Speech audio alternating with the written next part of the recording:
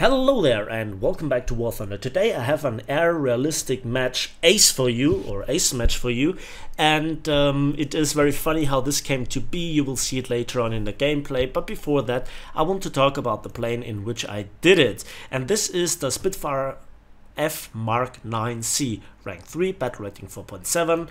It was a gift or a reward plane in 1.77 for a special British anniversary. And first of all, I have to say, regardless of what I always say in my videos, I like the looks of Spitfire. I like the 3D model, the camouflage, and kind of how the light reflects. I think you always have to remember yourself how awesome War Thunder can look at times. Spitfire Mk IX in particular, they are my arch nemesis when I am in a German plane, and I have to admit I mostly fly German planes. If I want to just grind something, if I want to earn money, I fly in German planes.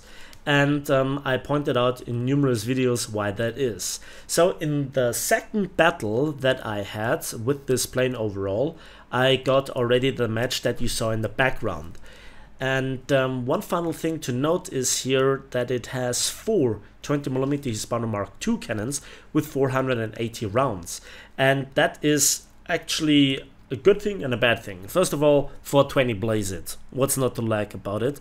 But the thing is, which belts do you guys actually use? Is there anybody that deliberately uses something else than the stealth belts or the air target belts? Let me know in the comment section, because after even 5 years, sometimes I have problems aiming with those guns.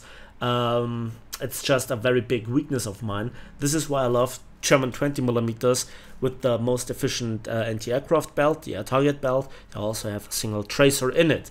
So without further ado, yeah, I think let's put this horse to work, shall we? So here we are on the map, which is called Battle of Tunisia, or Tunisia.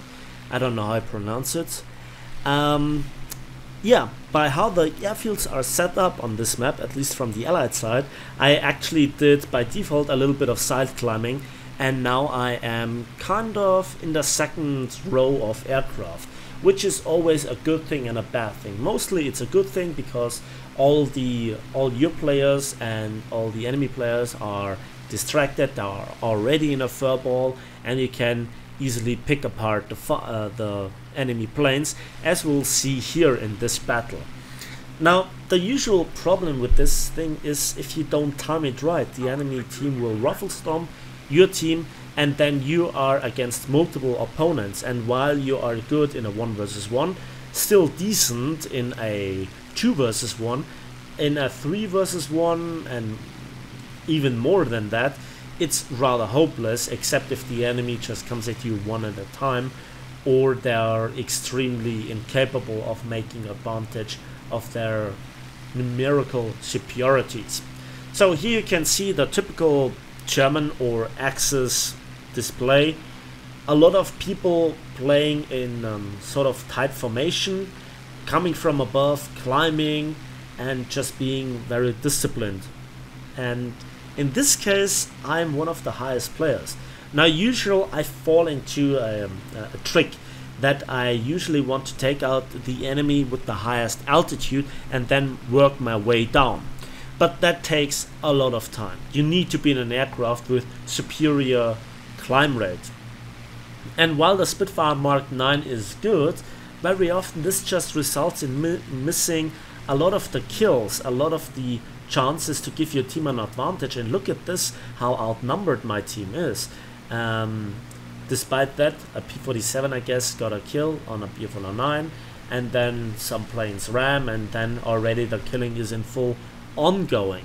So now I need to dive, and the enemy team did me one favor. They actually all went down and dove down, so now I can just simply build up speed, but not too much because we are in a Spitfire. There you can see that was a bit of a sluggish handling.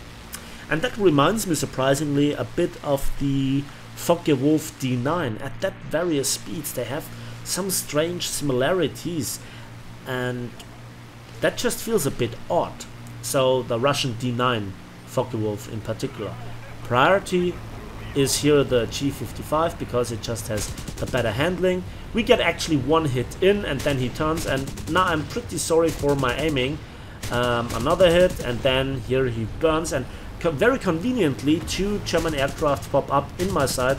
Bf-109, again very bad aim, but then his wing just falls off. And then there is again a Focke-Wulf in a turn fight, and we get a triple strike. That's not too shabby behind us, a Bf-109 set, but very sluggish plane. And we can easily dodge him, make a barrel roll, turn around, and we are sitting behind him. I have the feeling somebody is behind me, and in fact there is somebody behind me, yet I still push here the attack. Single burst fire, we get a critical hit in, and another burst, and he is in flames, like a good German plane. They're so crispy. German barbecue, best barbecue. Then there is a Bf-109 F, I guess it's an F4, and then he comes at an awkward angle, and I get 2 very good hits in, including a critical hit. I'm out of ammunition, but he goes down for my 5-kill ace gameplay, just like that. I really like that. So, you know what? That's actually game. And I cut down here like, I don't know, 4 minutes of flying back to base and then winning the game because another Spitfire got the 4th kill on the last enemy. So let's go straight to the results, shall we? And there we are for winning the game. 5 kills, 4 critical hits, 127,000 silver lines, and over 10,000 research points with a Survivor Award, which as I mentioned in a previous video, is something that I don't get that often. First in team with 3,222 score points. That's a good result, I'd say. So I hope you enjoyed this rather short video. Give it a like if you did, subscribe if you want to see more, and we'll see each other on the battlefields, in the skies, and on the waves of War Thunder.